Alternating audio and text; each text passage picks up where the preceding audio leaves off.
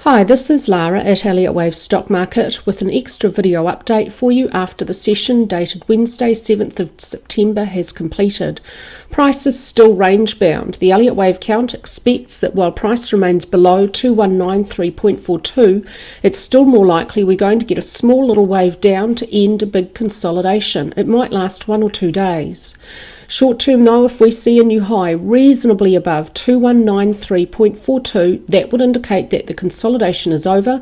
We would expect then that price is breaking out of the consolidation upward, and upward movement, a target for it to end, would be at 2287. Classic technical analysis today favours an outlook for a little bit of downward movement, 1 or 2 days of red daily candlesticks to swing price a bit lower. At the weekly chart level, the wave counts are identical to this point here. The main wave count sees cycle wave 5 close to completion with an impulse for 1, expanded flat for 2, shorter impulse for 3, triangle for 4 either complete or over very soon, and then a final fifth wave up required.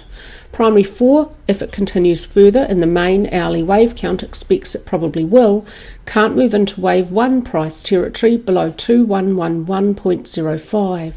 Primary 3 is shorter here than primary wave 1. There's a core Elliott wave rule which states a third wave may never be the shortest. Now that does not mean it has to be the longest. That's a misinterpretation of the rule. Sometimes third waves are shorter than first waves, and when they are, that limits the final fifth wave to no longer than equality in length with the third, so that the core rule is met. When we have the end of primary wave 4 known with some confidence, then I will calculate the limit for primary wave 5. Let's have a look at the daily chart where the end of primary 3 is this point up here. It subdivides perfectly as an impulse, and here primary 4 may have begun as a running contracting triangle. Within a triangle, 4 of the 5 subwaves must be zigzags or multiple zigzags, and only 1 of the 5 subwaves of a triangle can be a more complicated multiple. This downward movement for intermediate wave C will not fit as a 5-wave structure, which is why I've invalidated a combination for primary 4, and this is the only structure I have left now for primary 4. This downward movement fits very nicely on the hourly chart as a double zigzag. So here we have the more complicated multiple within the triangle. A zigzag up for D is either over here or over at today's high, and a final little zigzag down for E may be required to complete the triangle. This is still the main wave count at the daily and hourly chart level. It expects a little bit of downward movement for 1 or 2 days. We're seeing divergence with VIX and the AD line and price to indicate a little bit of downward movement. Intermediate wave E may not move beyond the end of C for a contracting or barrier triangle, and intermediate D may not move beyond the end of B for a contracting or barrier triangle, but there's a rule there that's not quite black and white. We'll get to that at the hourly chart level. If my analysis of this movement, this whole big sideways movement as a triangle is wrong and it's invalidated with a new low below this point, then it's possible that primary 4 could still be some kind of combination. So for the daily chart level, I'll leave the invalidation point down to here. Draw this maroon channel on the weekly and daily charts, the first trend line for the end of primary 1, which you see on the weekly chart, to the end of primary 3 here. Place a parallel copy on the end of primary 2. Primary 4 remains contained within the upper half of that channel, and eventually if primary 5 brings price up to touch the upper edge of this channel, then I would look for the whole structure to be over here. Let's have a look at this at the hourly chart level, where intermediate wave B of the triangle may have been over here. Intermediate wave C, this downward movement will not fit as a 5-wave structure, but it does fit quite neatly as a double zigzag. From the low to the high for Wednesday's session, this upward movement will fit okay as a single zigzag, but this movement actually now has a slightly better fit for the alternate hourly wave count than it does here for the main. We've got a slightly truncated fifth wave to end minor wave A, a quick zigzag for B, that's okay, but minor wave C looks like a 3-wave structure and it should be a 5. And so that slightly favours the alternate hourly wave count. If intermediate D continues further, and it certainly could, and that could resolve the problem here with minus C looking like a 3, then it can't move reasonably above the end of intermediate B.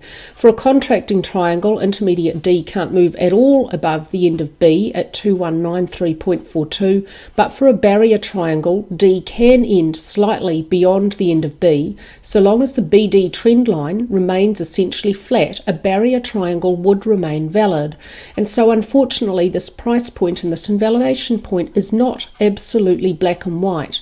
In order for the triangle to be invalidated, for us to have confidence that primary 4 is over, we would need to see a new high reasonably above 2193.42, preferably on an upward day with stronger volume to indicate a classic upward breakout. And then I would have confidence that the consolidation is over and we are breaking out upward. To the downside, intermediate wave E must subdivide as a zigzag and may not move at all beyond the end of C below 2157.09. For both a contracting and barrier triangle, that rule is black and white. Let's have a look at the alternate. It's all the same to this point here. And now what if the triangle's over? This does fit very nicely as a zigzag, a quick zigzag for intermediate D, and intermediate E could have been remarkably brief and shallow. This is entirely possible.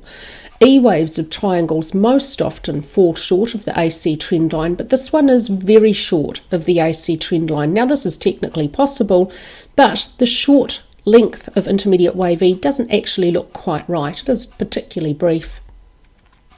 But if we get a new high reasonably above 2193.42, then this would be the wave count I would be working with, and I would be looking for a classic upward breakout from that sideways consolidation to have confidence in an upward breakout. If that's the case, then this is where primary 4 ends and primary 5 begins. It should be relatively short. It'll reach 0.618, the length of primary 3 at 2287, and it'll reach equality in length with primary 3 at 2357.54. It cannot be longer than that because the third wave would then be the shortest, violating a core Elliott wave rule. So primary 5 would be expected to be quite short and probably also quite weak.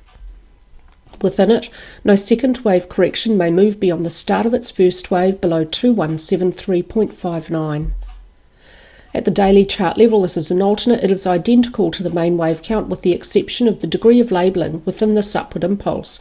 It's entirely possible that this is just primary 1 within cycle wave 5. When the 5-wave structure up is complete, then the invalidation point for this alternate will move back down to its beginning at 1810.10, and at that stage, for Elliott wave theory and for Dow theory, that will be the price point which will confirm for us that the S&P would be in a big bear market. At that stage, a new low below that point would tell us we've had a big trend change using Dow theory and Elliott wave count.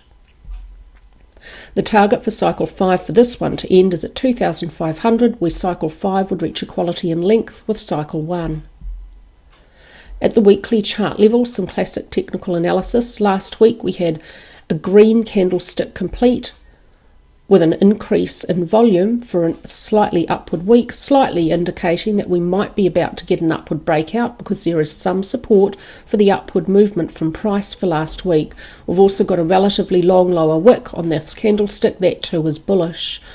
On balance volume found support at this short little yellow trend line, but this is not highly technically significant because it's not often tested and it's not long held. But again, a slight bullish indicator there at the weekly chart level. We might be about to break out of this range to the upside.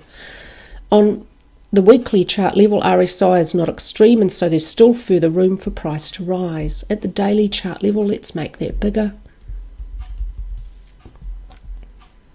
Today we've got a small green doji candlestick. Price is continually finding resistance pretty close to 2190 here, overshoot here and here, but again resistance here. And so it looks like again that price is going to find some resistance for Wednesday's session. An upward day with slightly lighter volume indicates that although the bulls were slightly more dominant than bears, there's not enough push from volume to the upward movement from price.